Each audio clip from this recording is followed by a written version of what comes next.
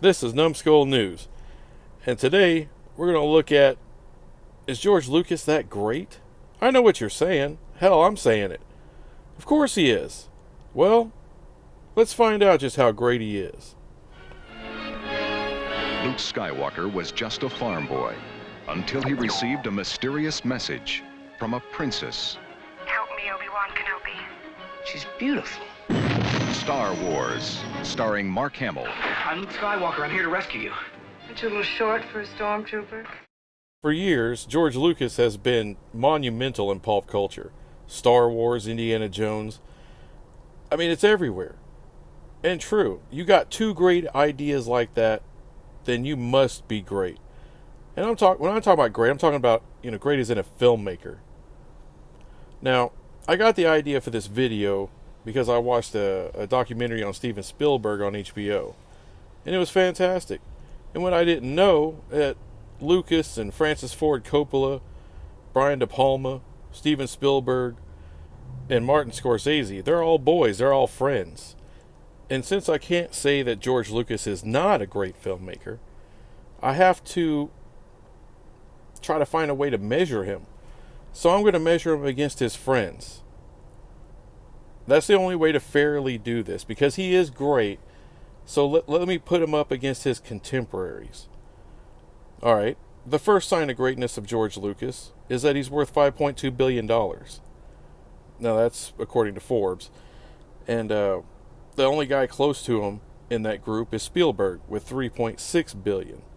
Now, I know what you're going to say, that, well, George Lucas, he sold Lucasfilm to Disney, and that's why he's got all that money. Well, yeah, but you have to create an IP that's worth that kind of damn money, and he did that. That's incredible. For anybody to create anything worth billions of dollars, that someone would want to give you billions of dollars of cash, assets, stock options, all the things he got from Disney. So that doesn't count against his greatness. That actually helps, in my mind anyway, to solidify his greatness. Now, the other guys in that group, Martin Scorsese, he's worth $100 million. De Palma, he's worth $40 million. That's the least. Francis Ford Coppola is worth $300 million. So just to give you an idea of these other great legendary filmmakers, he far surpasses them in money. But that's not the whole story, of course. The story is their works, their accomplishments, what they've done. And for George Lucas, some of you may be surprised.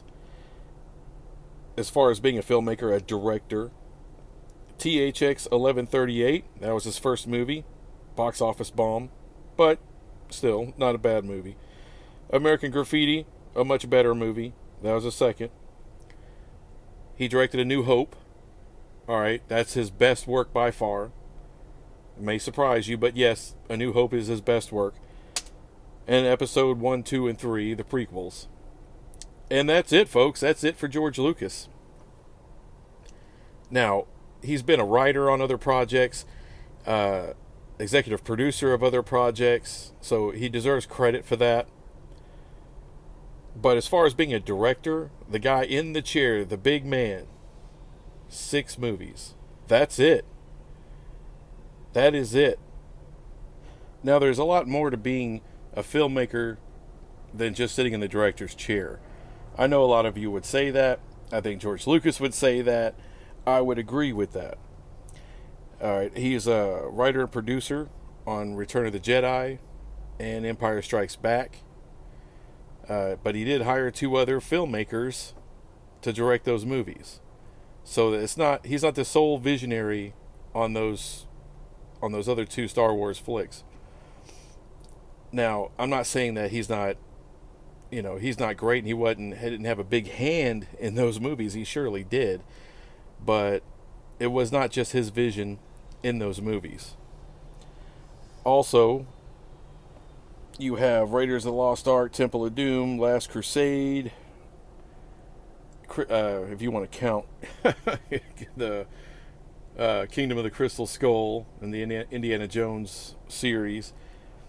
But we all know he hired Steven Spielberg to direct those movies. So it was a collaborative effort. He does deserve credit for that. That was a great franchise. and it's continuing on today, but he's not the writer, still not the director. He is the executive producer of the upcoming Part 5, whatever that's going to be named, whatever piece of crap that's going to be. But other than just collecting a paycheck, he's not going to have a whole lot to do with Part 5. And, you know, I can't say that about those other movies. He had a big hand in making the Indiana Jones franchise. And he thought of it. I mean, that's part of his greatness. He thought of those ideas. He wrote them down. He wrote the scripts. But I can't sit there and give him so much credit above Steven Spielberg for making those movies what they were. Spielberg made those movies monster hits because he has an eye for that. He has this gift of taking a great script and turning it into a juggernaut. All right, and George Lucas knows that. That's why he got Steven Spielberg on board. But those are all his accomplishments right there.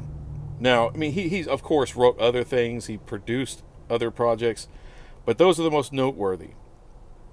So, I'm not going to go into Steven Spielberg. If you're not familiar with him, then you're just beyond help. And you need to never watch YouTube again. So I'm going to go with these other guys in that group. And I'm going to start with Martin Scorsese. In which I'm going to go with the most noteworthy projects he's ever been a part of. And we'll start with what he directed. Taxi Driver, Raging Bull, Color of Money, Last Temptation of Christ, Goodfellas, Cape Fear, Casino, Gangs of New York, The Aviator, The Departed, Shutter Island, Hugo, Wolf of Wall Street. That's one hell of a list, and I'm leaving a lot of stuff off. Now, as far as being a producer, you know, he produced Goodfellas, he produced Shutter Island and Wolf of Wall Street. As far as being a writer, he wrote Casino, and he wrote Goodfellas. So, that's one hell of a list. Even though he's not worth near the money of a George Lucas, I would have to put Scorsese above him as a filmmaker, just on that list. Next up is Francis Ford Coppola. I don't have to tell you about the Godfather series. Alright, he wrote those, produced part 2 and 3, and directing. And, let's see, directed The Conversation, was nominated for a ton of Oscars. Writer and producer on that. Apocalypse Now, writer and producer as well as director. The Outsiders, Rumblefish, Cotton Club, Peggy Sue Got Married. I know you probably don't remember a lot of those, but great movies. Critical acclaim all over the place. Bram Stoker's Dracula, and he produced that one as well.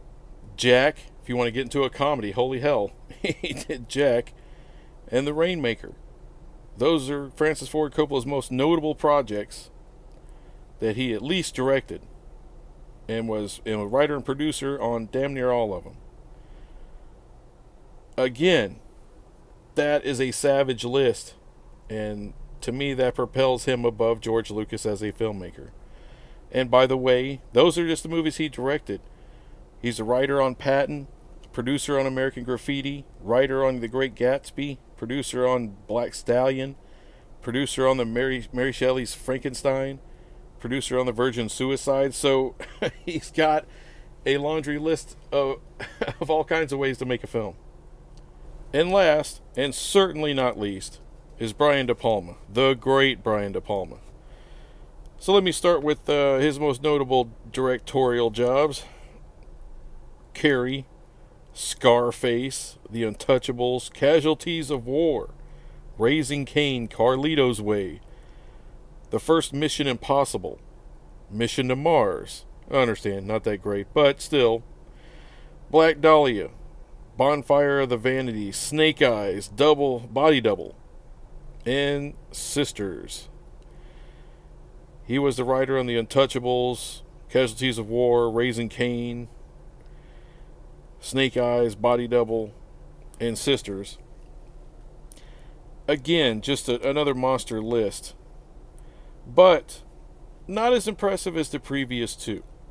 So I think this is a place, possibly a guy where I could put George Lucas above. Even though he, clearly directed a hell of a lot more movies. a hell of a lot more active in the process of filmmaking, but nowhere near as successful as those other guys.